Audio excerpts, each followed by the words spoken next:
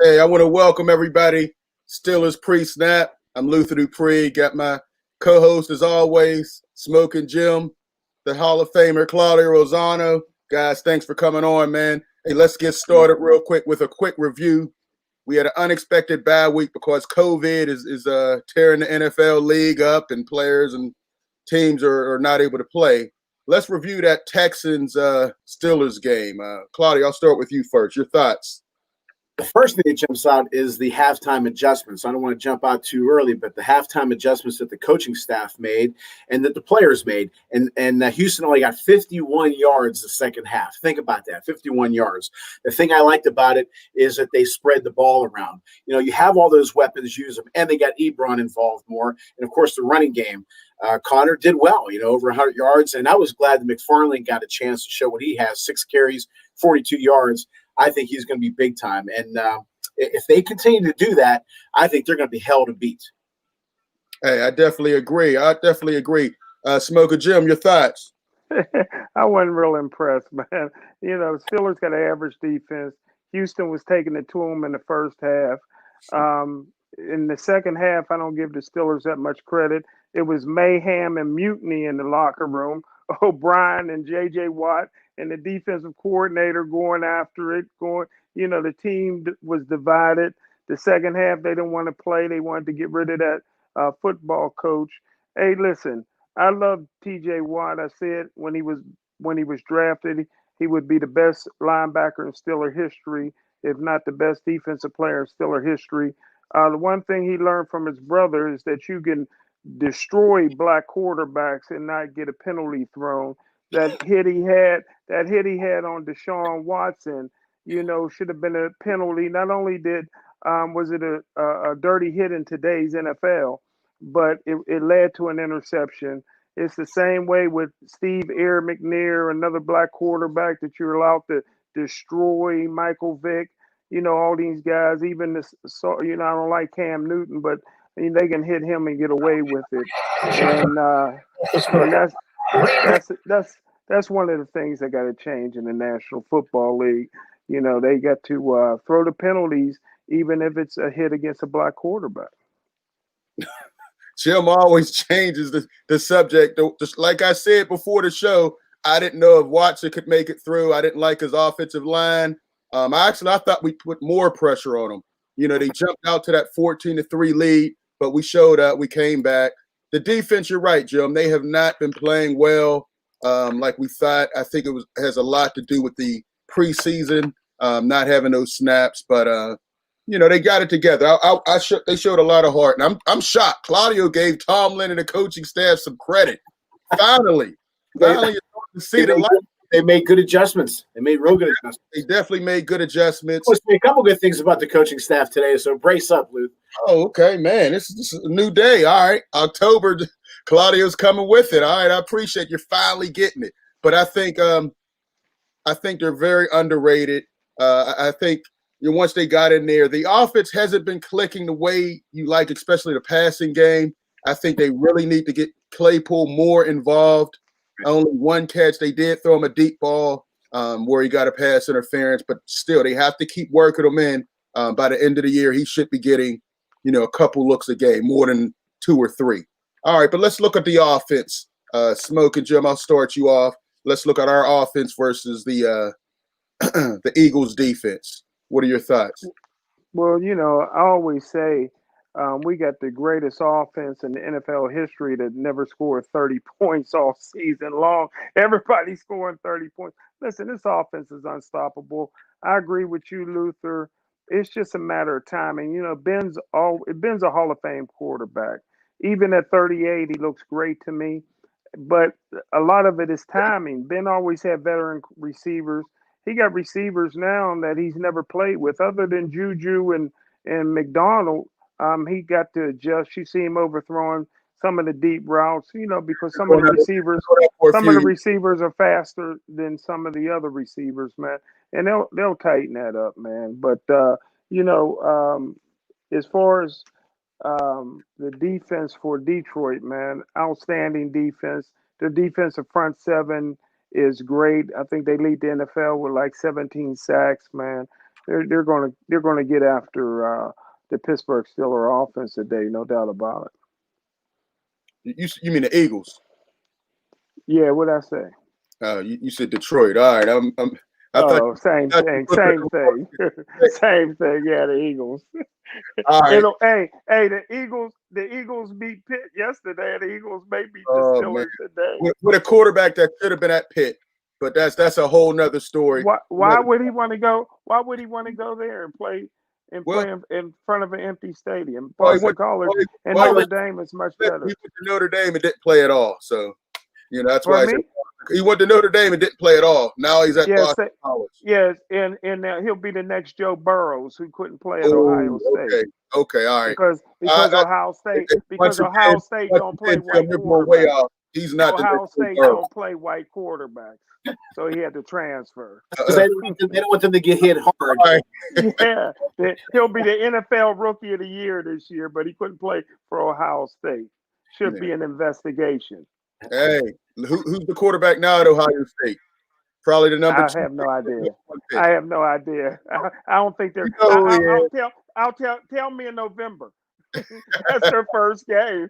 I don't know who's the quarterback. I don't know. All right.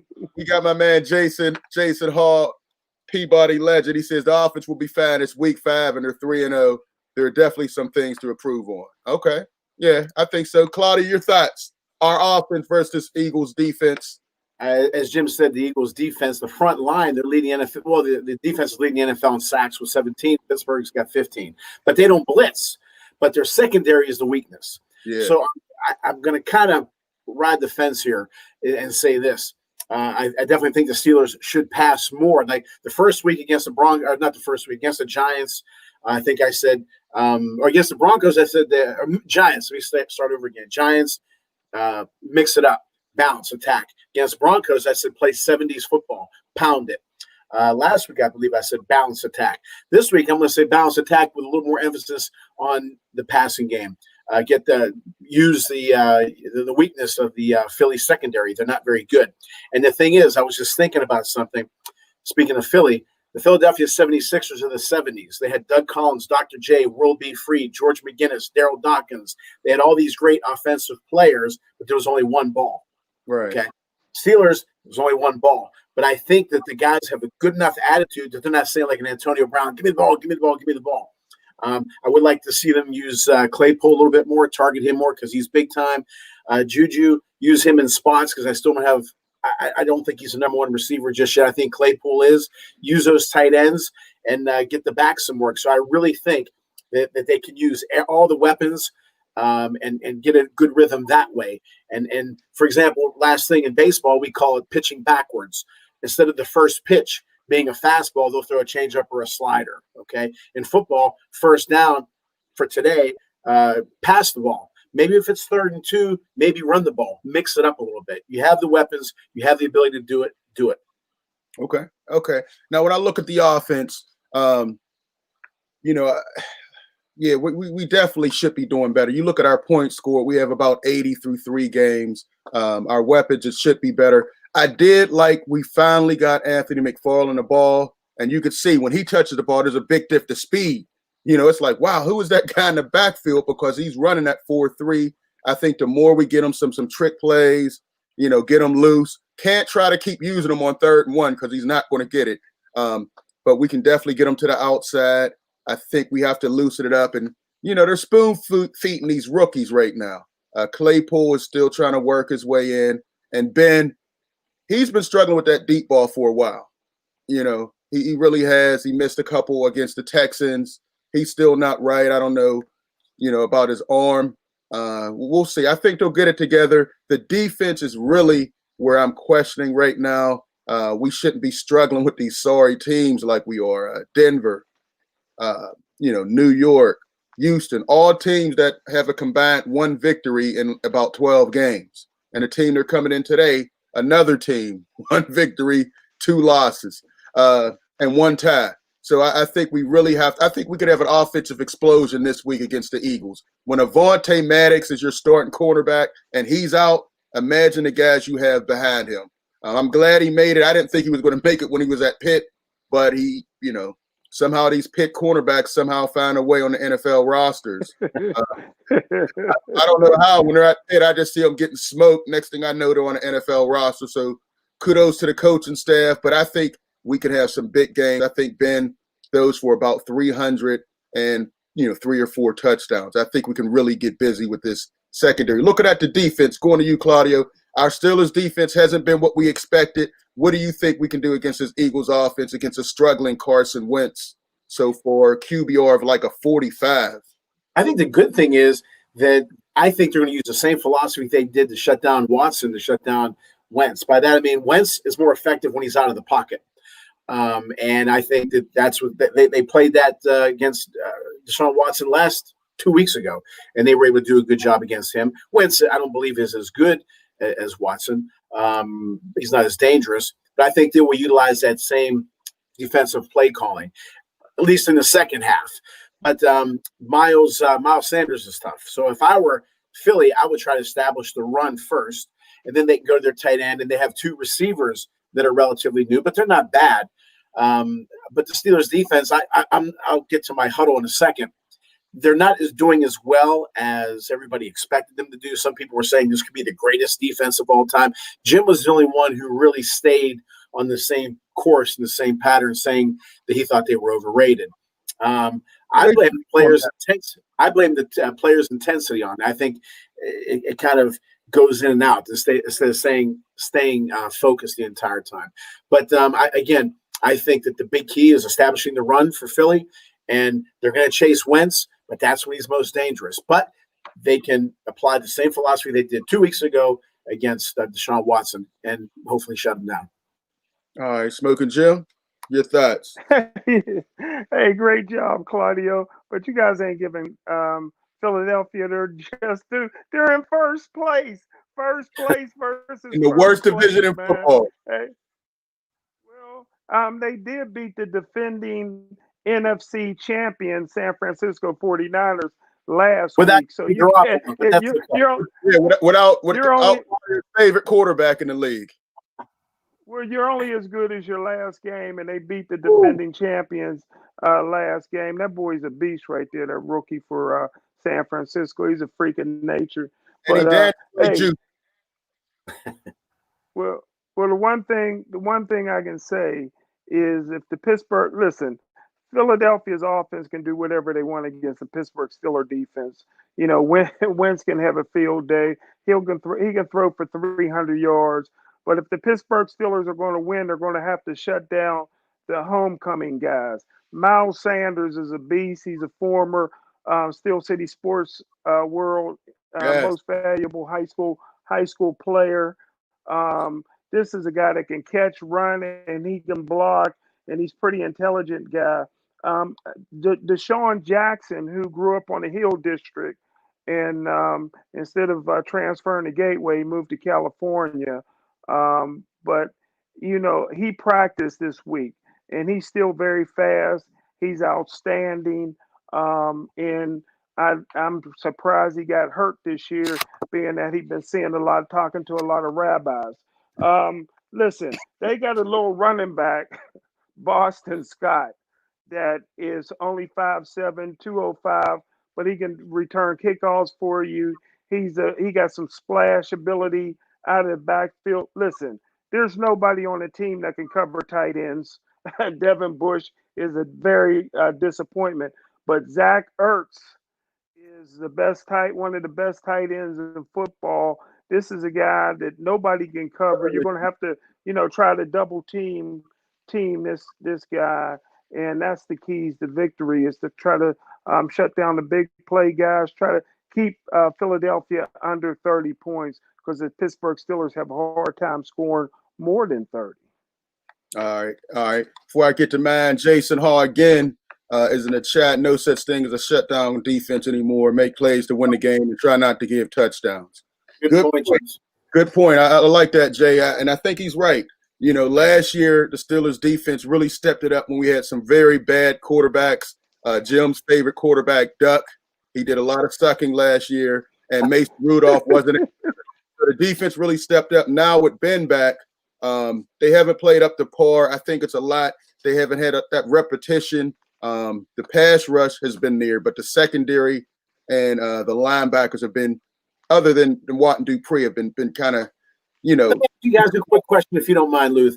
Don't you think that the lack of an exhibition season would hurt the offense more than the defense? I do. And the offense hasn't been clicking. The defense hasn't been clicking, but we're 3-0. And, you know, the Steelers usually get better as the season goes on. So, you know, that's my feeling on it all. You know, Jim was hating on the Steelers, the defense, the entire year. So we'll see. I think they're going to get. Though. He's been the only one. Everybody's saying some guys were saying better than the Bears defense, better than the Steelers 76 defense, which I never agree with that.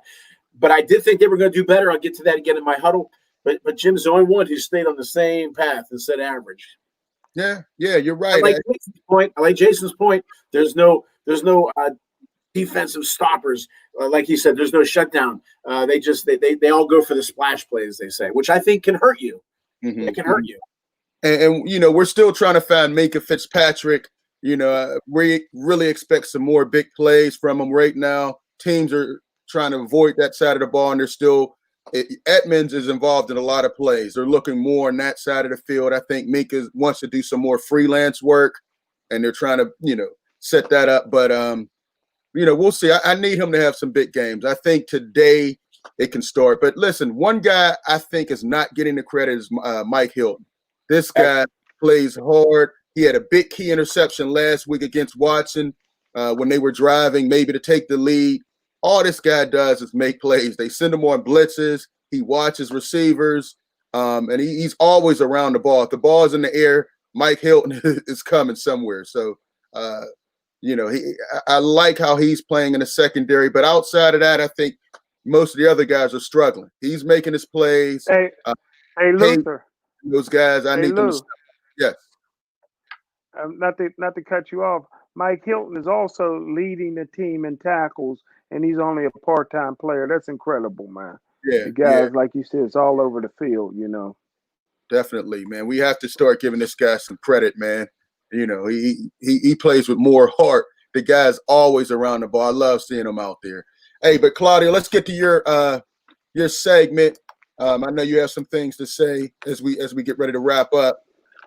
All right, and all right, go ahead. Thing I've been saying from week one: whenever you get a team in trouble, bury them. Don't keep them in the game because eventually that's going to bite you.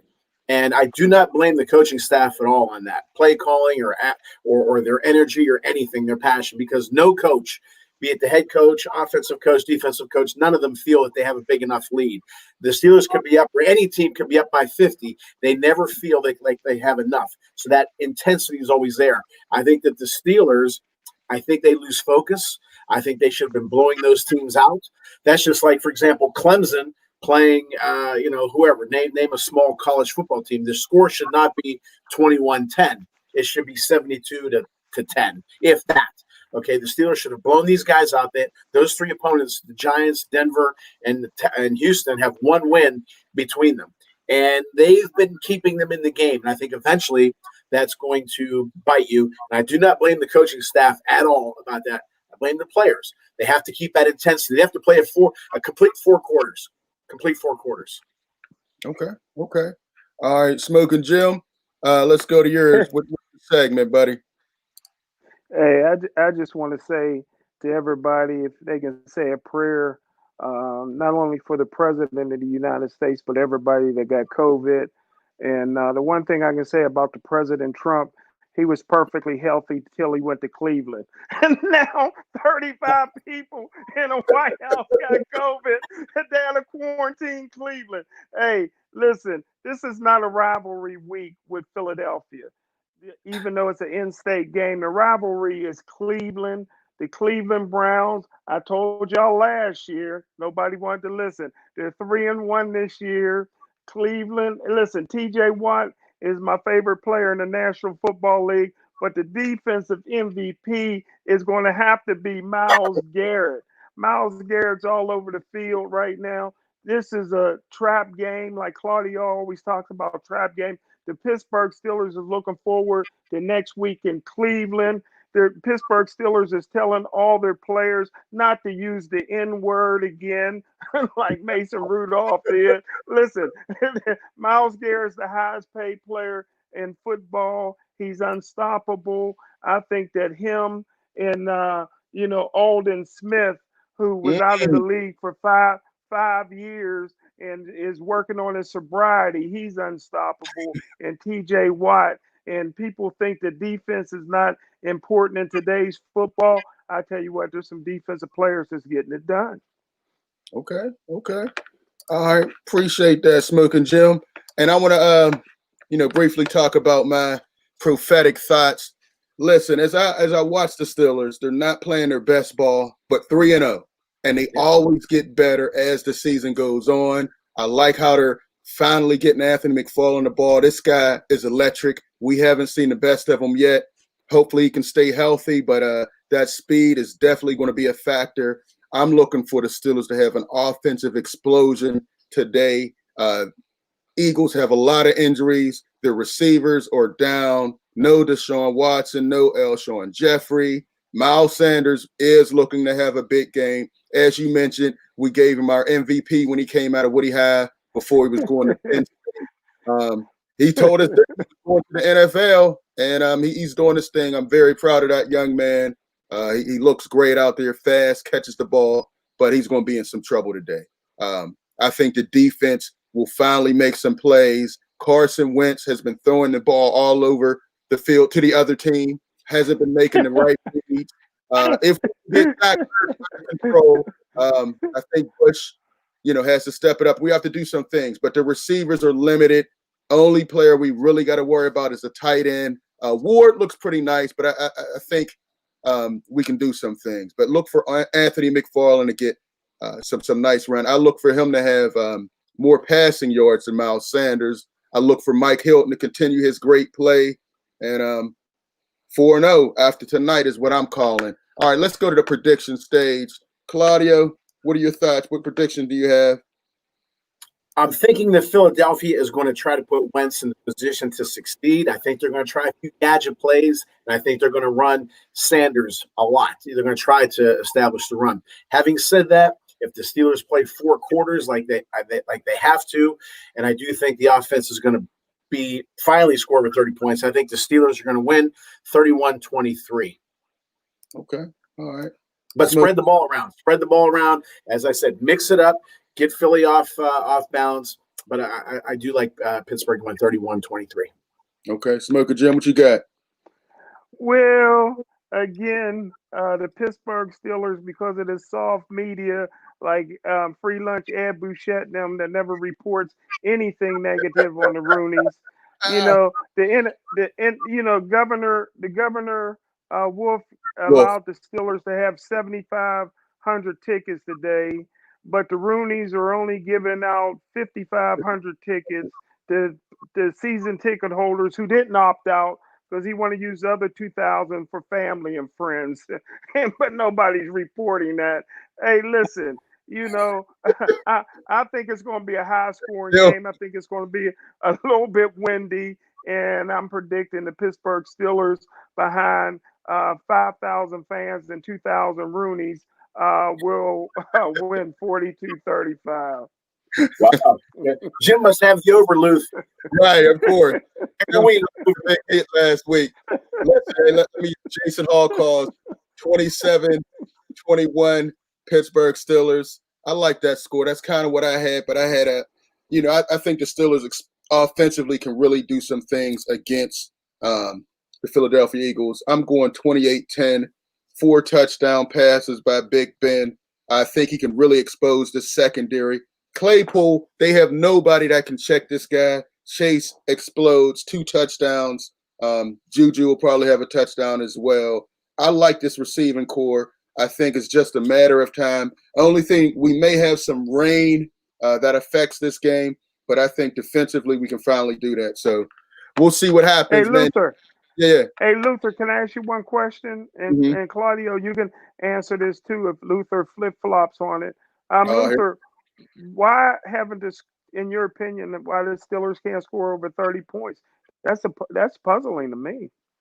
yeah, I agree. Everybody's scoring over 30 right now. I think it's a little Ben has missed some throws as well. Corner, you never know with him. He's had some lanes where I think he could have taken it to the house, but we know about his lack of breakaway speed. I think as we get more of the young guys in, I think the offense can become more explosive. Anthony McFarland with some of those holes that corner had, I think it would have gone to the house. Claypool is also a guy I think they should be using more. But it's just a matter of Ben. He missed a whole year of football. So he's missed some throws. The offensive line has been in flux. So it's a number of things. I think as we go on down, we'll be all right. I'll tell you what, for somebody I knew you give a bunch of excuses. Jim, those are facts, not your alternative facts, you Trump supporter. Those are facts. Somebody who didn't like Duck and Mason, he's been ripping on Ben the entire couple of exactly. You saw what last year, Duck and Mason couldn't make anything. You're talking about Ben. I still think that the players themselves have to play 4 quarters, not spurts. They'll play in spurts. It's like a heart monitor, up and down, up and down. They have to be flat. They have to go up and stay up, in my opinion. And I don't know if that's lack of focus, lack of whatever it is.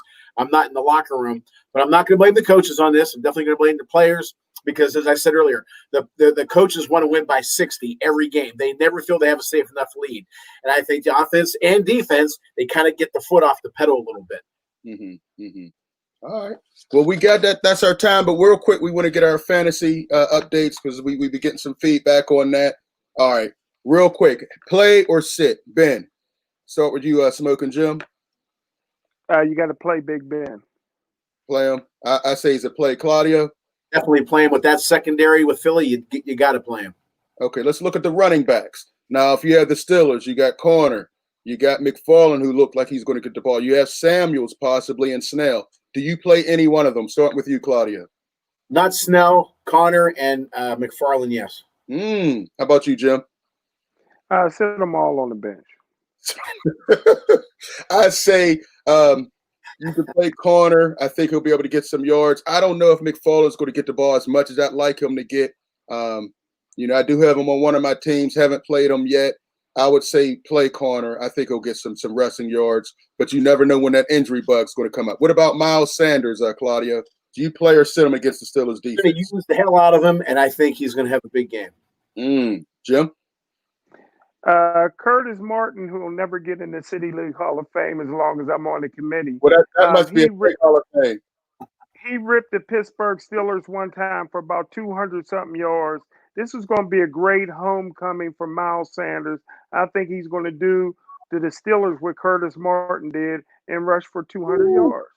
Very good, Jim. Very specific. I like Jim's very. He's not general. He's very specific. Right. I think Miles Sanders will get the ball. I think he'll have about 75 yards rushing, maybe a touchdown, about 20 yards receiving. A solid game, but not that Curtis Martin, 300-yard where we just lit us apart.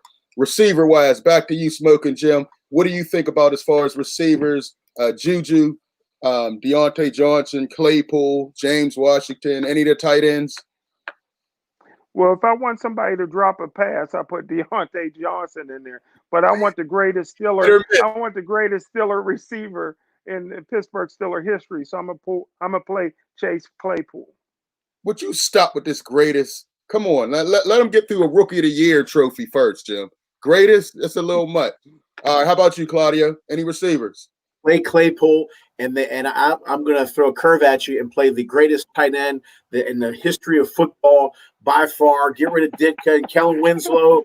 Forget about all those guys. Vance McDonald is going to have a couple touchdowns today. That would say Jim Brown's the greatest football player. He ain't nothing next to Vance McDonald. Now, I knew Claudia would pick the white receiver. I knew it. He's not Italian. I got to think of an Italian receiver. Mike Ciani, who played for the Raiders in the 70s. Hey, guys, anybody miss Switzer yet? I miss Baby Step Switzer. I miss him. I miss Hey, I miss listen, him too. I miss what a beautiful wife he got. What a beautiful wife. of course. Hey, listen, I say Juju's a play every week. Ben has the rapport with him. He'll probably get another touchdown, may get about 80 to 100 yards. I say play him. Claypool, we have to find a way to get him the ball. I think he explodes today. I think he's going to have 2 touchdowns today. Play Chase Claypool. Any receivers or tight ends that you would play for the Eagles? Start with you, Claudio. They're going to go to their tight end a lot. But you know what? Having said that, those 2 young rookie receivers, they look good last week. They did. I like them. I like them. So I think they're going to go more tight end and Sanders. Okay. Smoker Jim, anybody you play? Put a dress on Devin Bush, and there's no way he can cover. There's no way he can cover Zach Ertz. So Zach Ertz may score 3 touchdowns today. All right, listen. I think Ertz is going to get the ball quite a bit. I would definitely play him. The receivers, Ward looked pretty good. He may have a couple catches, but I don't think he's going to do enough to hurt us. I'm just glad they don't have Jackson, who seems like he's hurt 4 times a year. How is he still in the NFL? He only plays 2 games a year. I don't get it. But I would play Zach Ertz, and that's about it. Is Ward Korean? Is he related to Hines? No relation as far as I know. So you can stop your hate right there, Smoky Jim. Hey, listen, I'm 3-0 on my predictions. I'm still. I think after this week I'll be 4-0. Claudio's undefeated as well, and so is Smoke. Well, Jim, didn't you call a loss against Houston? No, I did that's not. right. Yeah, everybody's undefeated. All right, we'll see. Wait, I forgot another Italian receiver, Mark Bavaro for the Giants. He was good. Yeah, one of my favorites. Another guy with personality that you always talk about, Claudio. Hey, that's our show. Our time is up. Make sure you check out the website, SC Sports World. We got a great boxing show coming up. Claudio is going to bring on a Hall of Famer. I can't wait for it. Thanks for all the support, Jason Hall. Hopefully we can get him on the show. Appreciate all the comments. With that being said, we'll check everybody out. Join us for the next week's preview. Peace.